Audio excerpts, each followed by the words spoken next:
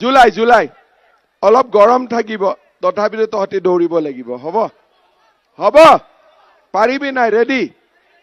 ৰাতিপুৱা দৌৰি আছ ঠিক আছে জুলাই মাহত পুলিচৰ পোষ্ট আহিব অলপ পোষ্ট বঢ়াই দিব কৈছে অলপ বঢ়াই দিম আমাৰ কথা হল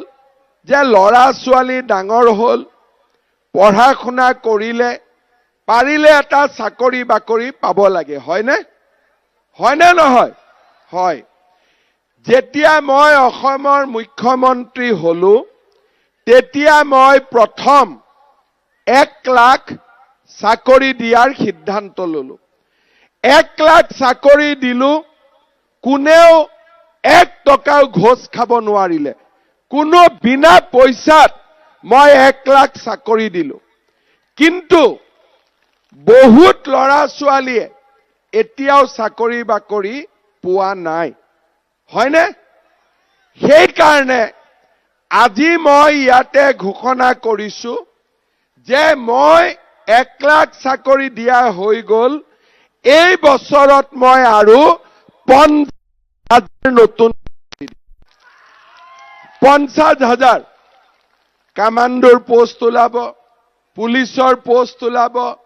থাৰ্ড গেট ফৰ্থ গেট সবৰ পোষ্ট ওলাব জুলাই মাহত পুলিচৰ দৌৰা হ'ব জুলাই অলপ গৰম থাকিব তথাপিতো তহঁতি দৌৰিব লাগিব হ'ব পাৰিবি নাই ৰেডি ৰাতিপুৱা দৌৰি আছ ঠিক আছে জুলাই মাহত পুলিচৰ পোষ্ট আহিব অলপ পোষ্ট বঢ়াই দিব কৈছে অলপ বঢ়াই দিম হ'ব সেপ্টেম্বৰ অক্টোবৰ মাহত থাৰ্ড গেট ফৰ্থ গেটৰ ইন্টাৰভিউ হ'ব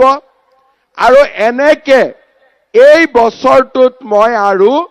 50,000 লৰা ছোৱালীক চাকৰি দিম আগতে 1 লাখ দিয়া হৈ গল এতিয়া আৰু 50,000 লৰা ছোৱালীক আমি চাকৰি দিম ইয়াত ডেকা লৰা বহুত আছে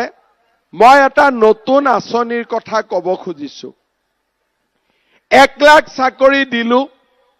আৰু 50,000 চাকৰি দিম কিন্তু বহুত লৰা ছোৱালী থাকি যাব তাৰ পিছতো চাকৰি নাপাব কাৰণ নিবনুৱাটো 10-12 লাখ আছে এইবাৰ আমি কি কৰিছো যিবিলাক লৰা ছোৱালীয়ে চাকৰি নাপাব তেওঁলোকৰ কাৰণে আমি এটা আঁচনি আনিছো যে গভৰ্ণমেণ্টে বেংকৰ লগত কথা নাই গভৰ্ণমেণ্টে ডাইৰেক্টলি 2 লাখ টকা দিব বেহা বেপাৰ বা যিকোনো কাম কৰিবৰ কাৰণে